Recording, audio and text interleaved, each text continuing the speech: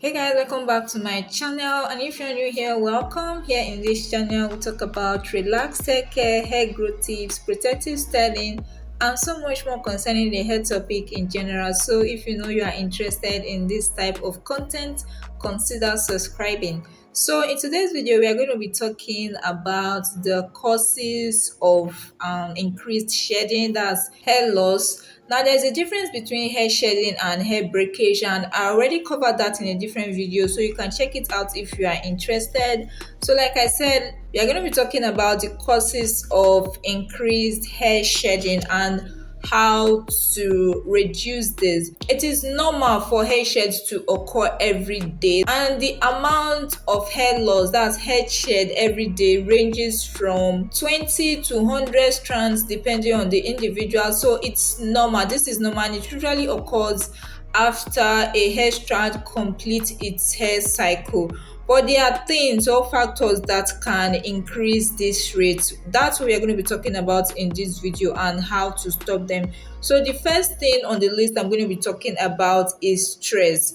When I talk about stress, I don't mean physical stress like body stress and all that. I mean stress on the hair strands, which could result from tight protective styling practices, heavy braids when compared to the texture of your hair, and all that. So try to limit the stress on your hair as much as possible. Avoid too much manipulation, avoid too much stress, avoid too much traction on your hair. Because, for example, when you install tight protective styles over a prolonged period of time, it can actually lead to what is called traction alopecia. This is when your hair strands will pull off from the follicles. So in order to avoid this, limit the stress on your hair strands. Now, another factor that may increase the rate of hair loss is hormones. And when I talk about hormones, I mean things like childbirth or menopause.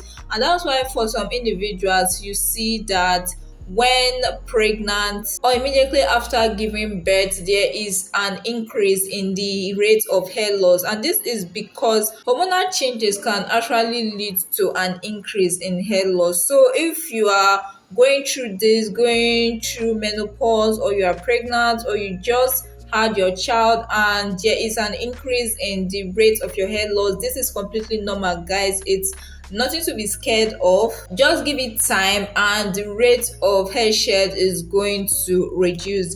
Now, the next thing I'm going to be talking about is nutritional deficiencies. Just like our body needs things like protein and all that, our hair needs those as well. Our hair needs protein, our hair needs moisture, because without moisture your hair will be dry, and without protein your hair won't be strong enough to handle the day-to-day manipulation. So when you're deficient in one of these, it can actually lead to increased hair loss and even breakage. So you have to make sure you take in a lot of protein, you have to make sure you take in a lot of water. Our body, like our hair, our skin, and nails, are reflections of what we take in into our body. So if you nourish your body with the right food, with the right nutrients, it's going to reflect on the outside as well. So make sure you take in the right nutrients. Now, the next thing I'm going to be talking about is autoimmune conditions, and this is a medical condition where your body kinds of produce antibodies to fight against your hair. So this can actually lead to an increase in hair loss too. And in this type of instance, I recommend seeing a medical doctor. Now, the next thing I'm going to be talking about is psychological or physical trauma, and this is actually similar to the stress I mentioned before. Just as stress on the hair strands can lead to an increase in the rate, physical stress as well as psychological stress can increase the rate of hair shed as well. So make sure you always care for your body as well, either physically, psychologically. If you're the type that does yoga to distress, you can do that. If you're the type that meditates, you can do that. If you're the type that watches movie anything at all to make you relax and get into a better health condition. Now, the next thing I'm going to be talking about is chemical bonds. I'm talking of things like relaxers, color treatments. These things can actually lead to an increase in the rate of hair shed. I'm not saying color treatment or relaxers are completely bad, as long as you follow the instructions on the relaxer kit, as long as the relaxer is compatible with your hair should come out fine. I have been relaxed all my life. I have never been natural, and I have hip length hair. So like I said, it depends on your use of the relaxers. If you use it properly, your hair is going to come out fine. Now, the next thing I'm going to be talking about is skin diseases and infections. So if you have like a scalp infection, this can actually lead to an increase in the rate of hair loss. And in this type of instance, I'll recommend seeing a medical doctor as well. Then some medications, birth control pills can actually lead to an increase in hair loss as well. Then other health issues like thyroid issues can also lead to an increase in the rate of hair loss. And in all these, I'll advise you speak to a medical doctor as well. Now, the next thing I'm going to be talking about is too much build up, prolonged build up, and this can actually result, for example, living in your protective styles for too long, depending on the individual.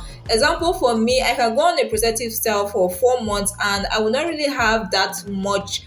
I'll have build up, but it won't be that much. But someone else might try this for just 2 months and come up with a lot of build up. So it depends on the individual. Another factor that can increase build up is when you use too much products on a regular basis without washing them off. So that's why I advise that when you are going into a long-term protective style, limit the product usage, because using products on your hair like every day or every other day can actually lead to a lot of build-up, especially when you are not washing your hair in your protective styles. So limit the product usage if you know you are not going to be washing your hair for the next couple of weeks, and don't leave in your protective styles for too long according to your hair. So that's it for some of the causes of increased hair loss. I'm going to be making a video very soon on the factors that causes hair breakage, so make sure to stay tuned for that video. So yeah guys, that's it for this video. Thank you so much for watching, and if you are still here at this point, don't forget to like, subscribe, and turn on the post notification bell so that you'll be notified whenever I upload a new video. Thank you so much for watching, and see you in my next video. Bye.